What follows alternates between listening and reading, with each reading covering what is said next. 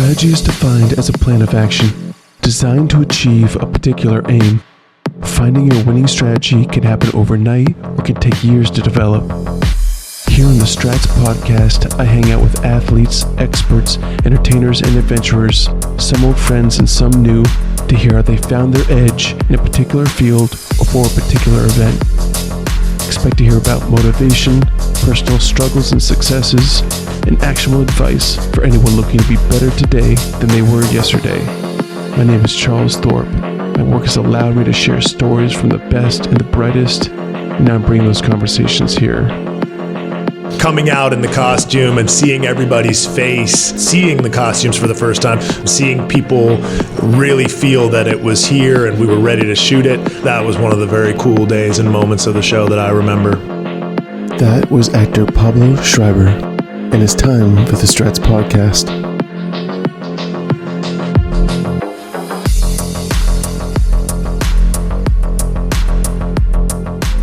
Pablo, great to chat with you today, man. How you feeling? Yeah, good. A little tired, you know. Running around. Expected, yeah. Running around with this Halo promotion. I love it, man. I've been so excited for this show for a while now. When I saw that you were cast, I was just elated because you're just the right guy size-wise. You got the acting. I feel like you're the right person to bring this character to life. So I'm just curious about that initial journey. When did you first hear about the project? What made you want to get involved? And then how did you feel when you got it? 2018 was the first time it came across my desk. There was a director named Rupert Wyatt that was attached to direct the first 2 episodes, and he and I had tried to work together on a few different things. And he sent it over to my people. My first interaction with it was this, because I had played some Halo, you know, as a teenager. I didn't grow up with TV or video games, so I wasn't a deep fan. But I had played some, you know, at friends' houses or whatever after school. But I'd only played in versus mode. I'd never played in story mode, so I had no conception of it as a like story franchise, you know. And so this offer came over, and with it was this YouTube video that was about 12 minutes long, and it was a history of the character of Master Chief. But it was made by, you know, a deep Halo fan, a fan of lore, and so it was just like dense 12 minutes of just really fast talking and too much information, and I just didn't get it. I didn't get the personal hook, you know.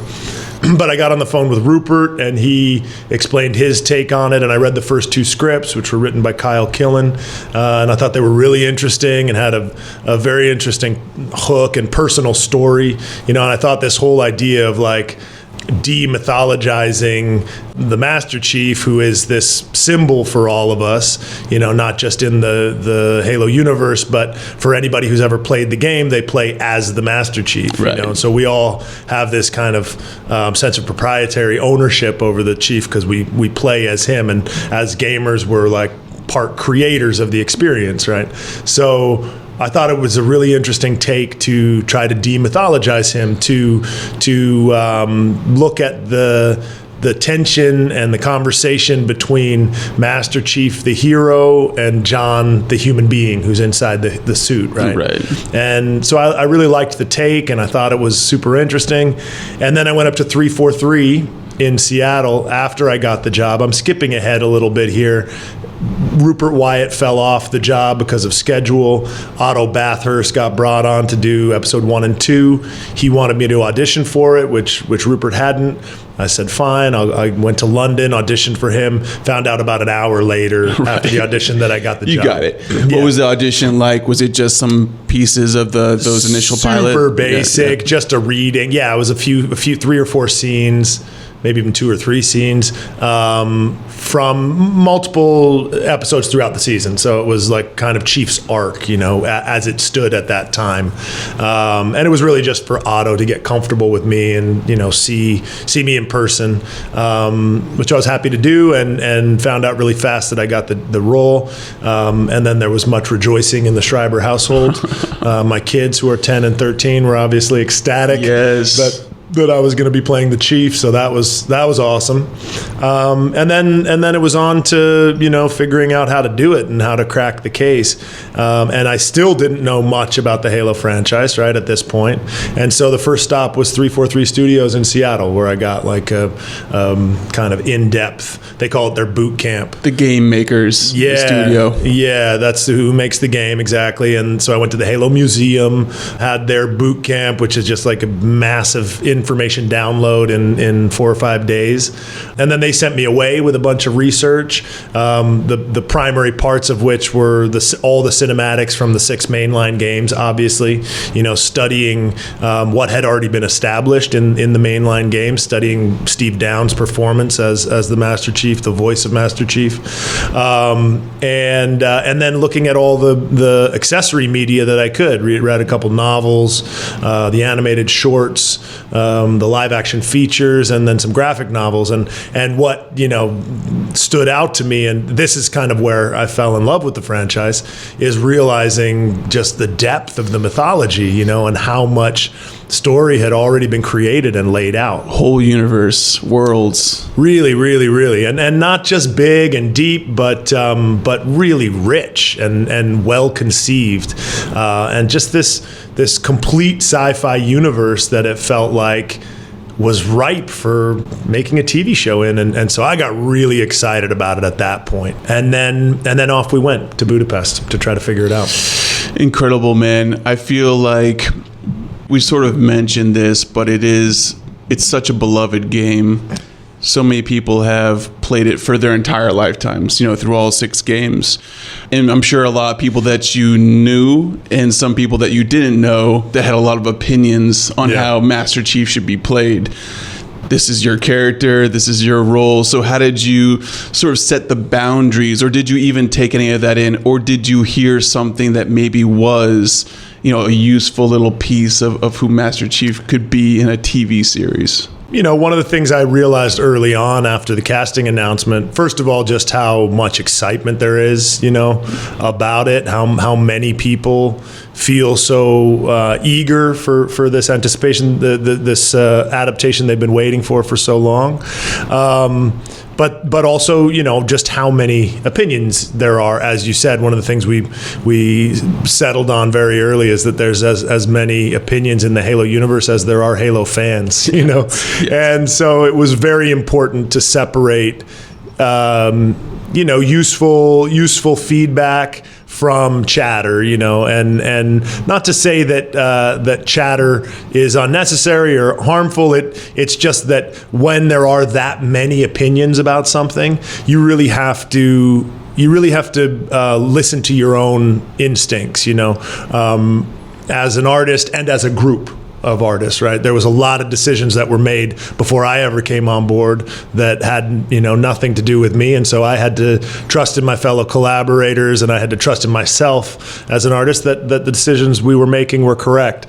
And, a lot of the sort of background noise and chatter is around things that people feel really personally about, and it's entirely understandable where it comes from, because, as I mentioned before, the sort of sense of ownership that people have, but it's not necessarily, it doesn't forward the conversation in terms of how to make the best narrative long form television show, right? And that's what we were focused on, and that's what we were absolutely dead set on trying to give the fans the best experience possible for their sake, and at the same time bring a whole new world of people into this universe who have never experienced it before, and really show them why we've all fallen in love with this universe, So the opportunities are huge in terms of world building and bringing people on board. And, I just hope that as much as possible,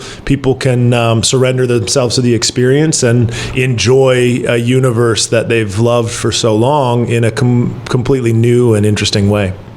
Yeah, man. I mean, I played the game. I love the series, the episodes that I've seen so far. You guys did an amazing job building something truly enriched, expansive. It feels all the things that you want a Halo series to have. You know, we talked a little bit about the research preparation.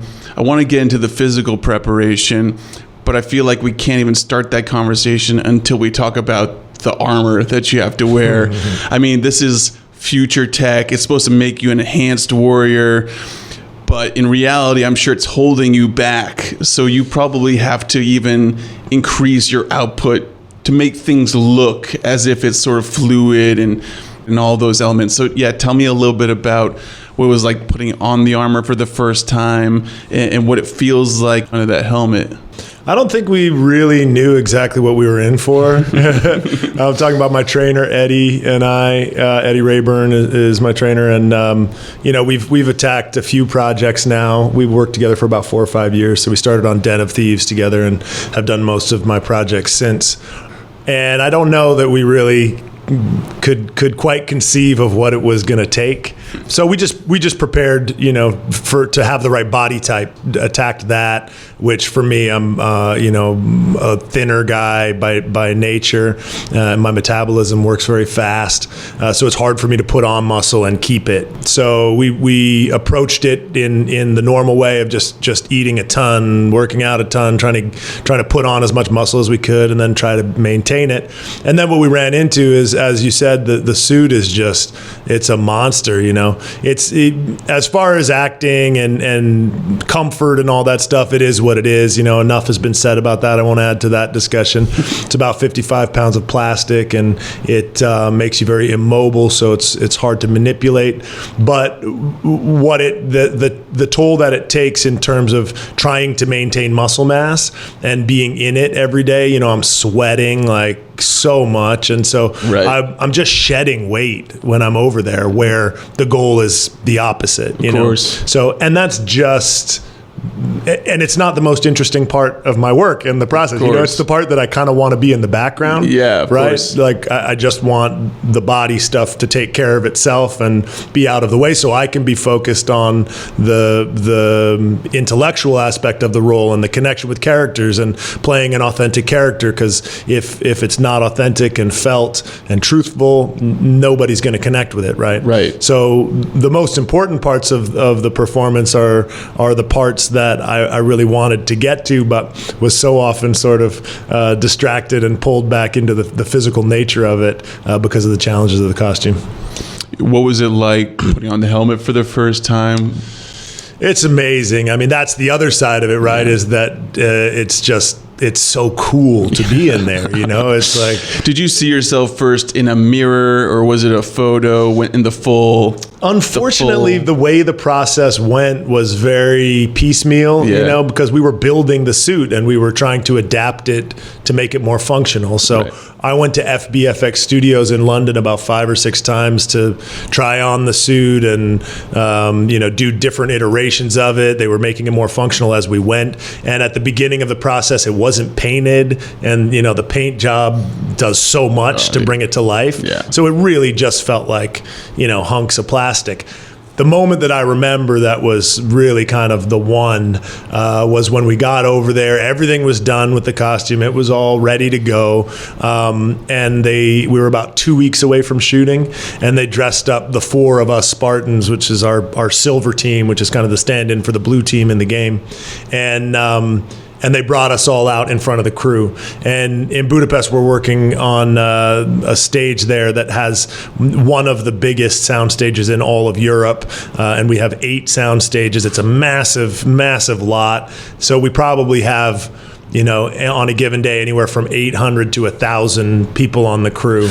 And we had them all out, lined up, you know, and coming out in the costume and seeing everybody's face, seeing the costumes for the first time, because so many of these people have been on the show for, you know, there were a whole handful of people that had been over there for 3 or 4 years preparing. Yeah. And of course, people who had been on for 10 or 12 and, you know, in the long production process of the show, development process.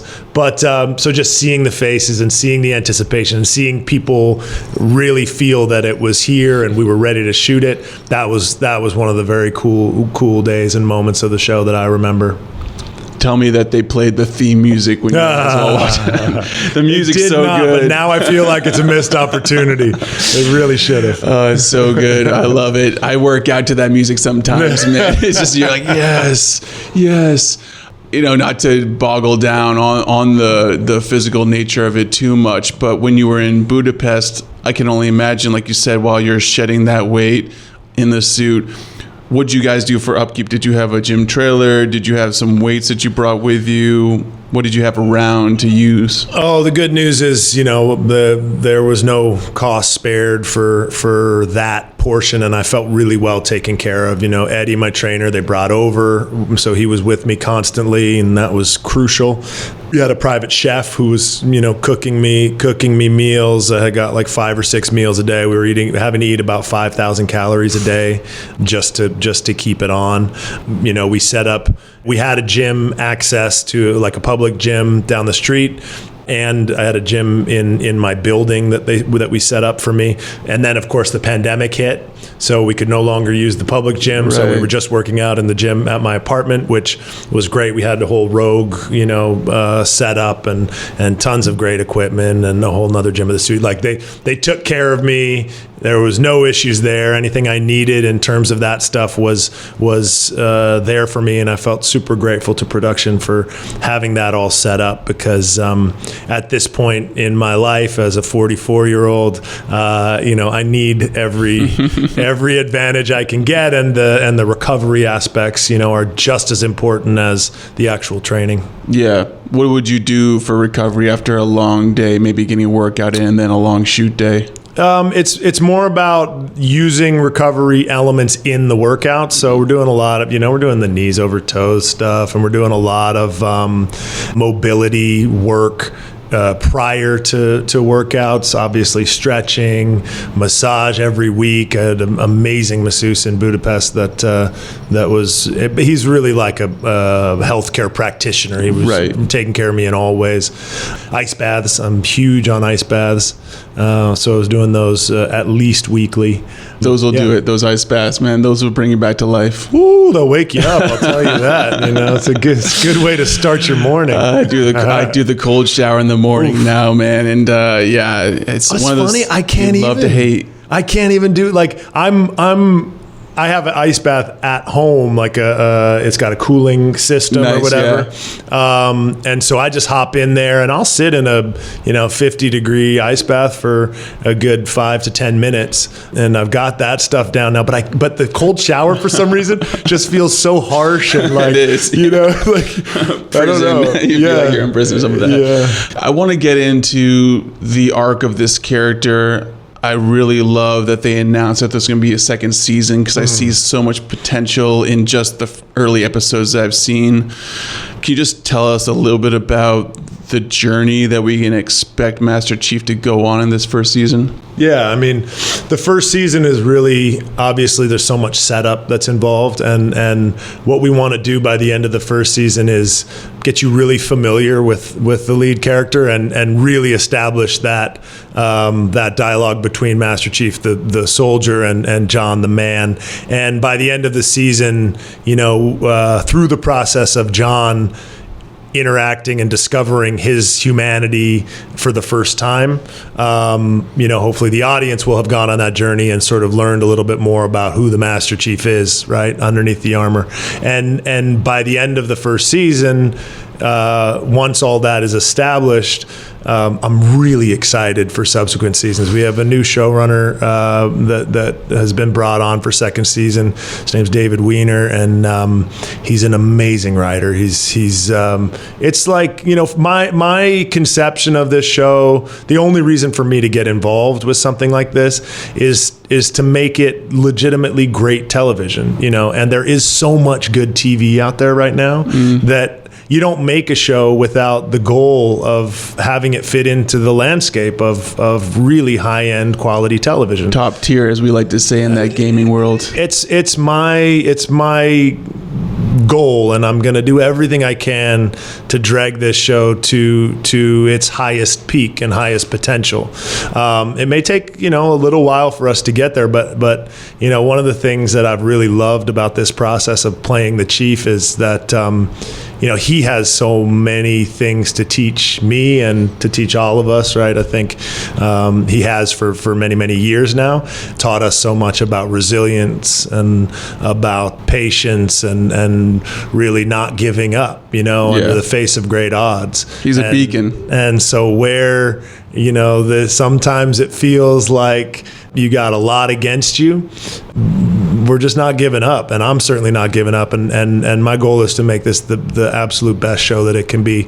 And David Weiner is really sort of taking us there. I've been reading the scripts for season 2, and they're just so much deeper and more complex and more rich, and the themes that we're finally like really attacking the themes that matter for me, which is what got me interested in it, which is really sort of the effect of war on society and the effect of war on the individual, and those are the kinds of things that I want to talk about. For me to get involved, I've done a bunch of military projects. I have a lot of friends who are former service members at this point, and to be able to have a conversation and engage with that audience in a way that can actually add something to the dialogue, for me, is the only reason to do it. So I'm really excited about subsequent seasons. I love it, man. I actually play Halo, the new one, with a bunch of Marines, of guys from the Marines gaming, and they're so excited for the show and for that story to be told. So good. You mentioned attacking. I feel like we have to talk about the Covenant a little bit. Some of these creatures, they're incredible, man. It's amazing to see them on the screen. We've seen them in the games. What did you feel like when you first saw them in their full form, when they're all sort of dialed in effects-wise? You mean last week? Yeah. I didn't want to say exactly what you saw because I didn't know exactly. But that is really. I mean, I had seen. There was one shot of the Sengeli, who is down in the cave watching me have the interaction with the artifact. That shot had been complete sort of from the beginning, so I had seen at least a face. I'd seen where we're going, but. Yeah, it wasn't until Tuesday in Austin, or Monday night in Austin, that I got to see the episode in its completion. And man, it was so cool because we shot in Budapest, and you're interacting with stuntmen, obviously playing these aliens and the different races of aliens, and there was different heights of stuntmen for each of the different kinds of characters. You had stuntmen on like 3-foot stilts for the Sengelis, stuntmen on 5-foot stilts for the brutes. It still could be scary. I could still see that being a little scary. Well, they're all in tights. You can't take anybody seriously. It's pretty silly, actually. You really have to use your imagination to be intimidated by it. And then you have the grunts, who are played by our very shortest stuntmen. Right. And so it was funny going from that, like all these guys running around in tights with balls in different places, to really seeing these guys come to life, and the sound. That was one of the joys of the screening too, was for the deep gaming fans. There's a lot of things in terms of sights and sounds that will feel very familiar from their gaming experience. Yeah. So, there's this one moment in the pilot where Chief, is getting shot at by a Sengeli, and he takes a dive roll to take cover and recharges shields, and you just hear the shields recharging, and, it was a huge moment. Everyone in the house was like, yeah. So those kind of things have been really cool. Yeah, and seeing them come through the smoke after that first attack. Yeah, amazing. Yeah, all the creatures are really well done. I mean, my personal favorite is the prophets. The whole situation with McKee in High Charity, and the faces of the prophets. I mean, those are actual puppets that they manipulate and then do vis effects on After Effects, but they're like fully realized, fully built puppets in these floating chairs that look so cool in person. So that was one of the first things that I saw in interactions, is the real life puppets. You mentioned your boys were excited to see you play Master Chief. When was the first time that they saw you in the costume at all? Did you send them a photo from set, or what was... Oh, interesting. Yeah, I think they probably saw videos or photos that I sent them, but then we were shooting in the middle of the pandemic, and schools were closed in LA, so they came over to Budapest and were with me for the majority of the shoot. I put them in school over there, and it was a really cool time for all of us, and very, obviously a lot of my projects so far have been very adult themed. 13 hours, not necessarily not the really best things time. that the kids are going to enjoy. So working on something that they're aware of, its pop culture status, and that they're allowed to watch, and that they were able to come on set and check out all the future tech, on set. They were pretty thrilled about that. You mentioned a few of those land, tourneys that you do with your friends on Halo. Do you remember if you were any good in that? I was not. It's Same here. One of the real things I learned early on is that you don't have to be a great gamer to be a good actor or storyteller. Oh, dude, absolutely. And I'm very grateful for that, because obviously my skills have not come up to the level of my ability to act as the Master Chief. But I'm going to keep practicing. I'm still working. I'm going through the Infinite campaign, but there we go. It's slow going. I'll put it that way. And if you do multiplayer, probably don't use your real name. Oh God! You don't get called out. Oh God! It's Master Chief in here. I do have a really cool tag that I won't share with you, so you can't find me. But I was when the mics are off, maybe. Oh yeah. I'll tell you. Okay. I'll whisper it to you. Okay. There we go. Yeah, but if you blow my cover, bro, we're done. We're done. How soon are you guys gonna hit the ground when it comes to the second season? Our plan is to get back into production as quick as we can. At this point, that looks like summertime. We'll be back in Budapest shooting, but it's a moving target. Our main goal is to make sure it's really good. Yeah. That's certainly my goal. I don't want to shoot anything if it's not ready. I don't want to shoot anything if it's not great. So we're taking a lot of care to put material first, to make sure that we have the right foundation for the show this season, and that's where we're putting the effort. So, but I'm absolutely positive that that's going to happen, and it's going to happen on the fastest timetable we can make it happen. So awesome. Yeah. What do you see when you're looking through that helmet and you're acting? Everything's gold. Beautiful. That's a good viewpoint right there. It is. It's a good, looking through. I feel like that's a good way to end it. Everything's gold. Everything's gold, Awesome, man. Great chat. Yeah, thanks, Charles. Appreciate it, man.